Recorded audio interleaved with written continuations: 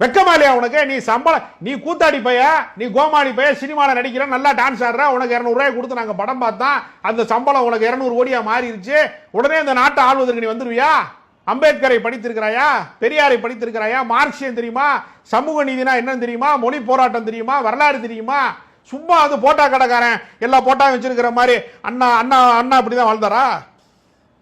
காமராஜர் இப்படி தான் வாழ்ந்தாரா? ஜீவானந்தம்னா யாருன்னு தெரியுமா உனக்கு? உனக்கு வந்து என்ன பிராண்டு சரக்கு அடிக்கணும்னு வேணா தெரியலாம், எந்த கிளப்பில் போய் டான்ஸ் ஆடணும், எவ்வளோட ஆடணும்னு உனக்கு தெரியலாம். உனக்கு இந்த நாட்டோட வரலாறு என்னடா தெரியும்? நீ இந்த நாட்டை ஆளுவதற்கு உனக்கு என்ன அருகதை இருக்கு நான் கேட்கிறேன். ஏடா கூத்தாடி போய் கோமாளி போய் பூரா 100 நாள் படம் ஓடிச்சுன்னா நீங்க எல்லாம் இந்த நாட்டை ஆளணுமாடா நான் கேட்கிறேன். சினிமாக்காரன் இந்த நாட்டை ஆளணுமா? இந்த நாட்டுக்காக அர்ப்பணித்தவன், தியாகம் செஞ்சவன், வரலாற்று பூர்வமாக வாழ்ந்தவன் இந்த நாட்டை ஆளக்கூடாதா?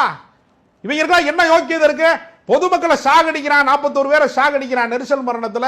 இவன் பெரிய உலக அழகை இவனை பாக்குறதுக்கு போறாங்க, பைத்தியக்கார கூட்டம். ஏண்டா இந்த நாட்டை வந்து நாசப்படுத்திட்டீங்களா? நீ வந்து வரலாமா? வழியில வரலாமா? 72 மணி நேரம் ஆகும்.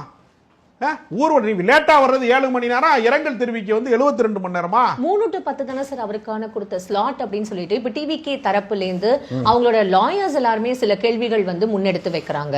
சோ யார் வந்து செருப்பு வீசினது அப்படின்ற ஒரு கேள்வியும், எங்ககிட்டயும் ஆதாரங்கள் இருக்கு அப்படின்னு சொல்லிட்டு அவங்களும் வந்து இப்ப சமர்ப்பிச்சதா வந்து நிறைய. என்ன ஆதாரம் இருக்கு அவங்ககிட்ட? ஆதாரம் தான் 27,000 பேர் கண்ணுக்கு முன்னாடி தான் சாட்சியமாக தான் நடந்திருக்கு. இதெல்லாம் ரகசியமா மர்ம கொலையை பண்ணாங்க, கூட்டு போய் ரகசியமாக மர்ம ஊசியை போட்டு எல்லாரும் கொண்டாங்களா? அப்பட்டமா போய் சொல்றான். மேடையில் ஏறி அந்த பஸ் மேல ஏறி காவல்துறைக்கு நன்றின்னு தான் முதல்ல சொன்னாரு. அந்த காவல்துறை தான் மரணத்துக்கு காரணங்கிறாங்க.